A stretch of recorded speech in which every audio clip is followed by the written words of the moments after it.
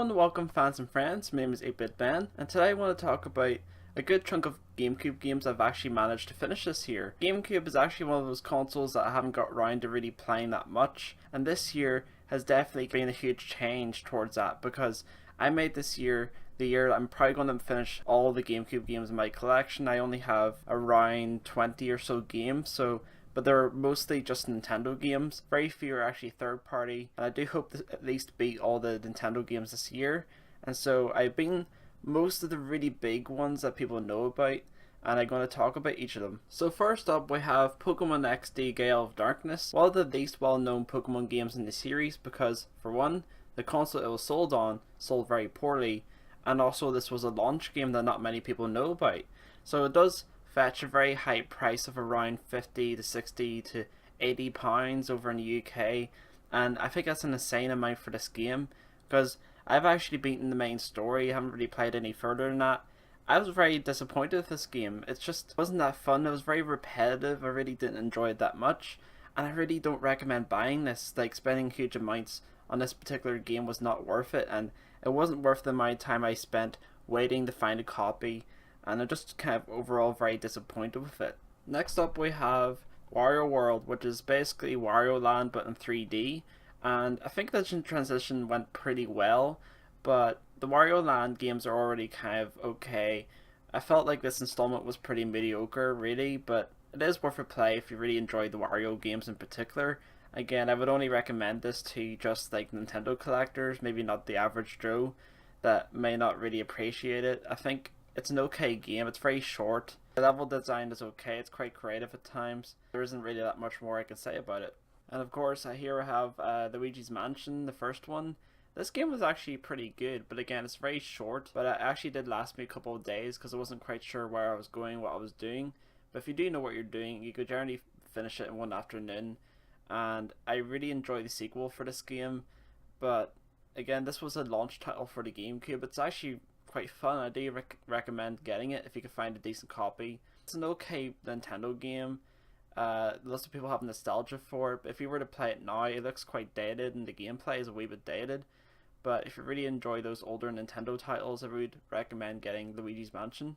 Now, if you know me well, you know that I absolutely love Super Mario 3D type games, and this one I actually hadn't got around to finishing until this year. I think that's absolutely crazy. I've had this game for at least 3 years. I never got around to really playing it. It's really hard game, but it's quite fun. I really love the environments that you play around in. But it's a very hardcore, challenging 3D platformer game, and I did quite like the mechanic where you had this thing called Flood, which is like a water jetpack thingy. This is an absolutely essential GameCube game for you to own, but don't expect it to be like godlike level like say Super Mario Galaxy. In my opinion, is an incredible game. This did not surpass it for me, but again, that's just my opinion. I have nostalgia for Mario Galaxy, and I have played Super Mario 64 as well, so I've played all the main 3D Mario games, including 3D World and 3D Land. They're all good games, but I would collect this if you do collect GameCube games in general. So yeah.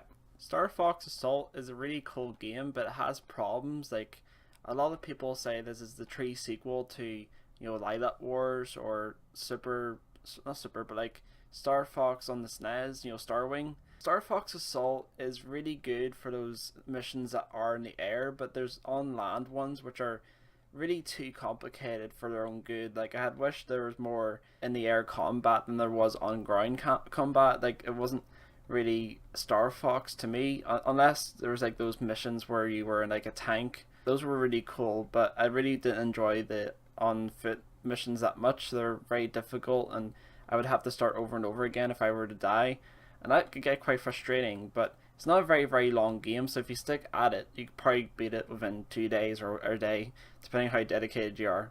And here we have what I would call the holy grail of my entire gaming collection, Chibi Robo for the GameCube. I know I did not get this on the cheap. I got it for like around £85 or so. It was an insane price, but it's actually a really cool game. I really enjoyed this.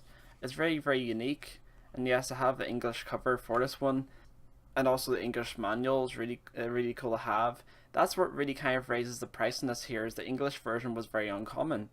But Chibi Robo is a really unique game where he plays a robot that cleans up the house, and you kind of learn about the family that lives in the house, and the objects that live around the house as well. It's kind of like Toy Story in a sense as well. I really can't recommend this game enough, but I think it's at an insane price, and really if you end up emulating it, you're not really hurting anyone other than resellers, and I think resellers are kind of scumbaggish for charging that much for this game.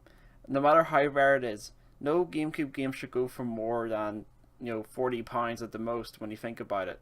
But yeah, Chibi Robo is probably my top favorite game that I've played this year, except for Kirby's Epic Yarn, which I just finished 2 days ago. So that game was really good. And you may hate me for this if you've ever played this game in your childhood and you feel like it's really good. I was really disappointed by Paper Mario and the Thousand Year Door. I'm an absolutely huge Paper Mario fan, and I love the 64 one. I really like Color Splash, even though I haven't finished it.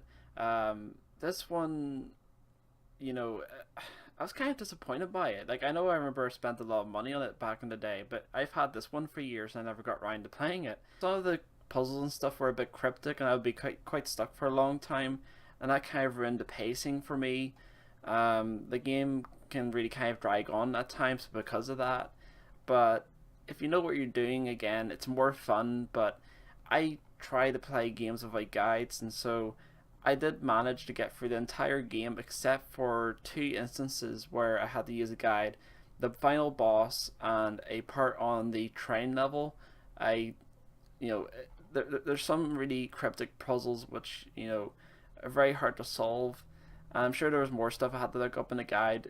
Paper Mario is always kind of like that, where you have at least one puzzle which kind of really stumps you. But if you really like Paper Mario, I would say leave this somewhere towards the middle of like the Paper Mario games. I guess if you want to play them in order, go ahead, but don't expect it to be better than the first one like most people tell you. At least in my opinion, I felt like the first one is still the best one. But yeah, we're going to move on to the last game. And I thought I would leave this one to last because it's not a Nintendo game, but it's a childhood favorite game of mine, and that is SSX3. This is probably one of my top 10 favorite games of all time, but it's not perfect. But again, I want to kind of revisit it. It's just one of those games that had a lot of good memories and stuff. It also still plays very well if you actually go back to it. I don't think I ever beat the game myself as a child. It was very hard in certain levels, and I really only remember playing on the first 2 mountains as far as I remember. There's certain levels I remember quite a lot from my childhood, but there's quite a lot of games I had to rebuy for the GameCube from my childhood, because actually most of them were for the PS2 and I didn't have a PS2 at the time, so, or maybe I did, but the point is I may have found the GameCube version first, and I prefer using the GameCube controller over a PS2 controller. I do highly somewhat recommend playing this game if you love snowboarding games. I think this was the pinnacle of the SSX series. 2012 was also really good in my opinion, and this is my favorite out of the classic ones. I do have another chunk of GameCube games which I've yet to finish, but they aren't as important as the ones I've just talked about. But here we have an example of what they are. You got stuff like Spyro there, which was a game from my childhood. SSX on Tour, I only got that, even though it was from my childhood, I got it, this version, because it has Mario characters in it. Pokemon Coliseum, I want to leave that because I still have bad memories of XD. I hope that Coliseum is a lot better than XD. Billy Hatcher is a good game. I got Star Wars recently. And Sonic Heroes I think it was my first Sonic game ever, but I don't think I ever finished it myself. My brother must have finished it at some point. Like, there's those chunky games. It's not absolutely essential that I beat those right now on like the ones I've just beaten. That's really the video there, guys. If you enjoyed it, tell me what games you've actually finished this year, if there's been any for the GameCube or any console in particular that you wanted to work on. I would like to hear what games you've actually managed to finish this year, because to me it's a huge achievement every time I finish a game, and I've finished a bunch of games, so that's a lot of achievements for me this year. And if you're wondering how I beat so many games this year, I have no job. I'll be frank, I am searching for work, but it's really hard to get a job right now, so I do kind of spend most of my time playing games in the meantime while waiting for people to get back to me and job applicants. So yeah, with all that boring stuff out of the way, don't forget to like, comment and subscribe, and if you did subscribe, please do ring the bell below. Bye guys.